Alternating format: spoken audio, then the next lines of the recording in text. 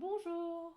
Aujourd'hui, je voulais vous montrer les 3 usages possibles des colorants en poudre. On a plusieurs possibilités d'usage. Donc, il s'agit de colorer dans la masse, ça veut dire mélanger directement. Dans ce cas-là, on perd la brillance si vous utilisez un colorant scintillant métallisé. On poudre à sec, sans ajout de liquide, sur la surface, peut donner de très jolis résultats aussi sur le chocolat. Ou encore, on mélange avec de l'alcool ou du Rejuvenator afin de faire une peinture. Je prends ma pâte à sucre et on va déjà essayer de colorer dans la masse. Je prends directement un colorant qui n'est pas scintillant parce qu'à nouveau, colorer dans la masse avec un colorant brillant perd le scintillant. Et là, j'ai mis un peu beaucoup peut-être, mais ça va faire une belle couleur. Mais donc, hop. Ce que j'aime dans la pâte à sucre, je préfère l'utilisation du gel parce que vous voyez, ça peut être un peu fastidieux. Mais par exemple, si on veut colorer du gum paste où il ne faut vraiment pas changer la texture, le colorant en poudre est une bonne option. Et voilà. Si après malaxage c'est un peu trop mou, on laisse reposer, on remet dans le sachet plastique par exemple.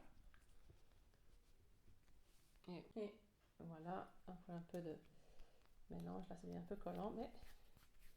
Donc ça c'est coloration dans la masse. Je fais un beau galet qui brille. Hop.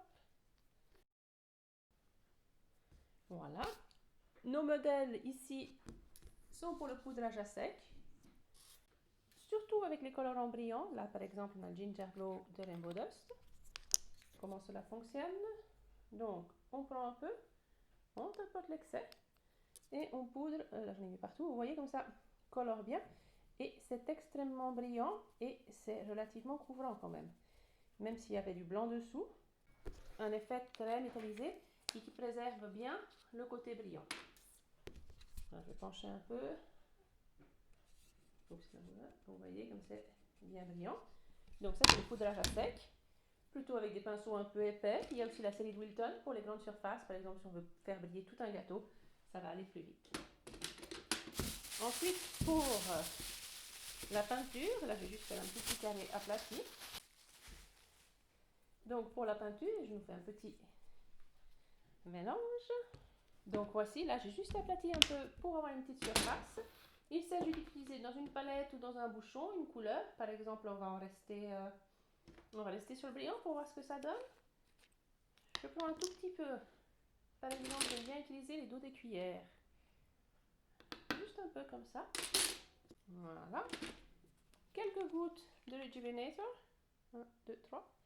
On peut varier la texture selon si on veut quelque chose qui soit plus proche d'une aquarelle ou d'une gouache. On mélange. Je vais vous montrer d'un peu plus près. Donc, très brillant. Ça sèche relativement vite si vous utilisez le Rejuvenator. Et là, vous pouvez faire des dessins.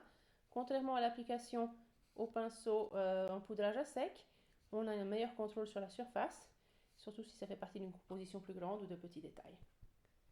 Voilà. Comme ça. Voici donc nos 3 usages.